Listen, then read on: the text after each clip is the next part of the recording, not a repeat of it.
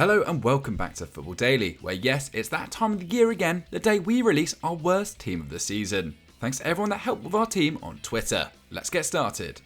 Goalkeeper, Jan Oblak. Whilst Premier League keepers Petr Schmeichel, Emi Martinez and Illan Meslier definitely deserve a shout out for failing to replicate anywhere close to their 2021 form, we had to agree with @Lyon LFC's suggestion that Jan Oblak is in between the sticks. Coming off the back of another brilliant season with Atletico Madrid, in which his efforts in keeping 18 clean sheets in 38 games and preventing 9.8 expected goals were essential to Los Rojiblancos winning their first title in 7 years, this year has been nothing short of a disaster. Previously unflappable, Oblak's decision-making and shot-stopping ability have had La Liga fans questioning whether the man they see in goal at the Wanda is in fact a body double. He's conceded 1.2 goals per 90, his highest rate since 2012-2013 with Rio Ave, while his save rate of 62% ranks 106th of 118 keepers to have played in Europe's top 5 leagues this season. With only 4 keepers in Europe topping his 7.7 expected goals conceded, one of Simeone's priorities this summer should be getting the real Jan Oblak to return. Defender, Emerson Royal. As @King Kai Havertz 3 pointed out on Twitter, Spurs fans were pretty excited when Emerson Royal walked through the door of their training complex on deadline day. Here was a Barcelona player signed for £22.5 million, who had shown himself to be one of the most promising defensive right-backs in Europe over the previous 2 seasons at Real Betis. But Emerson is a perfect example of why stats aren't everything. His 2.9 tackles per 90, a figure topped by only the relentless Christian Romero in Spurs' squad, might sound impressive, but he's still being dribbled past 1.2 times per 90, the most of any Lily Whites defender. His biggest weakness though is his lack of any aerial prowess, with his tragic 45% win rate in the air dwarfed by Doherty's 69% and the lowest of any Spurs defender to have played at least 800 minutes. Factor in that he completes just over 81% of his passes, 19th in the squad and only narrowly more than Hugo Lloris, and it's little surprise that Antonio Conte turned to the previously maligned Matt Doherty after just a few months in the role. Credit where credit's due, with the Irishman sidelined for the rest of the season, Emerson put in an excellent display against Liverpool last weekend. This might have just saved his Spurs career. Defender, Harry Maguire. In a similar vein to Jan Oblak, Harry Maguire had a very solid 2020-21 campaign, in which he led Manchester United to second with the 5th best defensive record and played a crucial role in England reaching the final of Euro 2020. But this season, there's no easy way of saying it, he's been inexcusably bad. The 29-year-old's tackle success rate has fallen 7%, and whilst he still remains dominant in the air, winning 73% of his aerial duels, his passing has become increasingly safe, with his passes into the final third dropping from 5.7 to 4.4. But it's almost impossible to sum up his drop in form through only statistics, with his Airstream performances against Leicester, Liverpool and finally Watford, where he was sent off, earning Ole Gunnar Solskjaer the sack. Captain of a Red Devils side on track for 60 points, their worst of the Premier League era, Maguire quite simply had to be included, and @AlexMatthews_04 was right to put him forward on Twitter. Defender, Jannik Vestergaard. While this name didn't feature as heavily in the replies as Harry Maguire's, @Elrit Modimas pointed out that Jannik Vestergaard endured an equally bad season at Leicester. The 6'6" Dane signed for the Foxes on the 12th of August, the day before his 29th birthday, for an undisclosed fee believed to be around £15.8 million. Having made over 100 Bundesliga appearances for Hoffenheim, Werder Bremen and Gladbach, along with 3 years at Southampton, joining Europa League level side seemed like a natural progression for the 33-cap Dane. But it's been a car crash. Leicester picked up just 2 points from his first 4 starts, and he's been handed just 205 minutes of league action since. That's despite an injury crisis that's seen the midfielder Daniel Amati play 28 games at centre-half, and the erratic Kalya Soyuncu pick up the second most minutes in the squad. Error-prone, cumbersome and indecisive on the ball, his teammates have just not used him when he's played, with 11 players topping his 38 passes per game, 55% of Soyuncu's tally. When everyone is fully fit next season, he'll be 6th choice. We bet Brendan Rodgers wishes he acted a little earlier and spent an additional £3 million on Mark Guehi. Midfielder, Illaix Moriba. Having walked away from Barcelona after they reportedly refused to offer him a £100,000 per week contract after making just 18 senior appearances in a year in which their senior players had taken pay cuts, it's fair to say there was a lot of interest in Illaix Moriba's £14 million move to RB Leipzig. Bought in the same summer that Nagelsmann, Konate, Upamecano and club captain Sabitzer had left, with a new generation of players including Gvardiol, Simakan and Andre Silva bought in, Moriba was expected to seamlessly transition into a side going back to its high-pressing vertical roots under Jesse Marsch.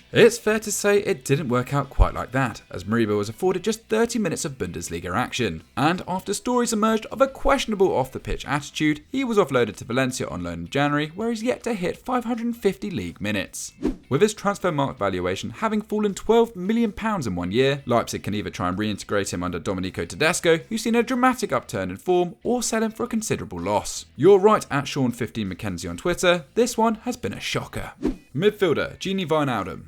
Thanks to @LukeJones_10 for this suggestion. In June 2021, Gini Wijnaldum made headlines after he ditched what he called lengthy negotiations with Barcelona to instead join Paris Saint-Germain on a free transfer. 11 months and just 17 league starts later, and the 31-year-old is being linked with a return to the Premier League. It looked like the Dutchman had a ready-made home in the side, as he started each of the first 4 Ligue 1 games in the number 10 position. However, in his 4th game, his fate changed, as he was subbed off for Lionel Messi's debut. With the Argentine forming an attack with Mbappe and Neymar that collectively averaged less than 4 tackles and interceptions per 90, Mauricio Pochettino couldn't field the front 3 while starting Wijnaldum. After being left on the bench for both legs against Real Madrid and playing just 600 club minutes since January 2022, we imagine Wijnaldum is looking back on that decision to abandon Barcelona as the worst he's made in his career. Midfield, Saul Niguez. Staggeringly, this season Saul Niguez has only played 150 league minutes more with Chelsea than he has with Atletico Madrid, despite leaving Spain before the end of August 2021. The midfielder has started just 11 games in West London across all competitions, with those starts coming against the likes of Chesterfield, Luton and at his highest point Zenit in the Champions League group stage. In fact, Saul has been an unused substitute 22 times in the Premier League alone. It's genuinely hard to figure out what has happened to the 27-year-old since we were suggesting he could fix the Manchester United midfield last summer. His failings though haven't been down to a lack of effort, as he's averaged 5.5 tackles and interceptions per 90 in his limited minutes. But these numbers don't tell the full story, as fans who watched his debut against Aston Villa will remember he lost 8 of 9 duels and was dispossessed 3 times before being hooked at half time. Though Thomas Tuchel remained coy when asked about Saul's future, there's no chance this loan will be made permanent, and Max Pag was absolutely right to suggest the Spaniard. Midfield, Dele Alli. 4 years ago, a 22-year-old Dele Alli had just contributed 19 Premier League goals under Mauricio Pochettino and would soon score his 3rd England goal in the 2018 World Cup quarter-final against Sweden. You would have been crazy to think that by 2022, a 26-year-old Alli would be sitting on the bench for an Everton side fighting for Premier League survival, and was still waiting for goal number 4 in a 3 Lions jersey. However, that's the reality we live in today, as he's played just 227 league minutes for the Toffees since arriving on deadline day in January 2022. At MKBW50 may have been quick to suggest the Englishman for RXI, but Spurs fans will be at least happy Antonio Conte saw the light. Since Poch left, neither Nuno nor Jose Mourinho were able to remotivate the former MK Dons midfielder, and Conte was quick to ship him to Goodison. In his absence, Dejan Kulusevski arrived and contributed to 11 league goals, more than Ali has going back to January 2020. Now possibly headed for the drop, it's hard to see any way back for the former PFA Young Player of the Year. Right wing, Marcus Thuram.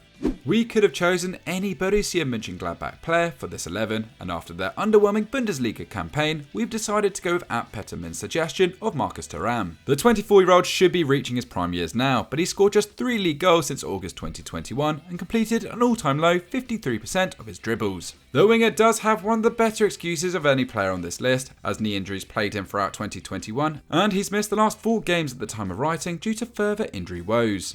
Still, the Frenchman has made 20 appearances this year for a Gladbach side that has underperformed their non-penalty XG by 4.7. The former Guingamp forward still has time on his side to prove that he's simply been a victim of playing in a team that often seemed tactically at odds with itself. After all, he did register 29 goals and assists in the 2 campaigns before this one. However, based purely on this season, Marcus Thuram has been a massive letdown.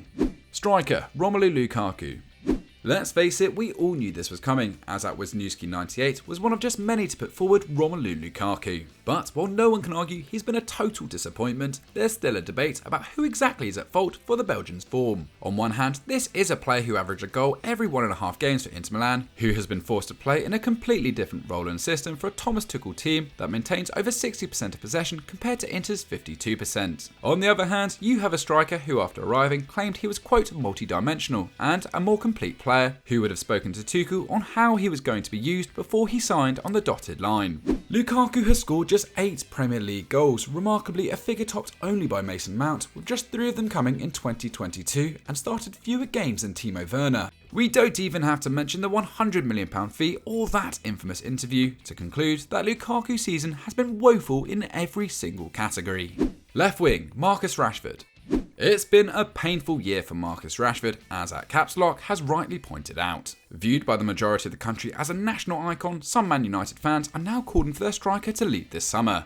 We don't want to make excuses for the 24-year-old's form, as 4 goals and 2 assists this season is poor by his standards, but it's worth remembering that following his penalty miss against Italy in the final of Euro 2020, he was out for nearly 100 days after much needed shoulder surgery. Still, it's been nearly 6 months since the Mancunian returned, and he's yet to show any signs of the form that saw him score 38 Premier League goals in 3 seasons leading up to 21-22. With his contract ending in 2023, the Englishman theoretically could leave this summer, and following criticism by Rio Ferdinand and Roy Keane, an exit does appear on the cards. All this leaves Erik ten Hag with a big decision to make when he arrives next month. Should he forgive Rashford for one bad season, or should he sell the man who's been at United 16 years? Let us know what you do in the comments. So that's it, that's our worst team of the season. Who do you think we've missed out? Who do you think we've been right to include? Let us know in the comments down below. If you enjoyed this video, why not hit the like button and subscribe to Football Daily with the notification bell switched on, and we'll see you next time.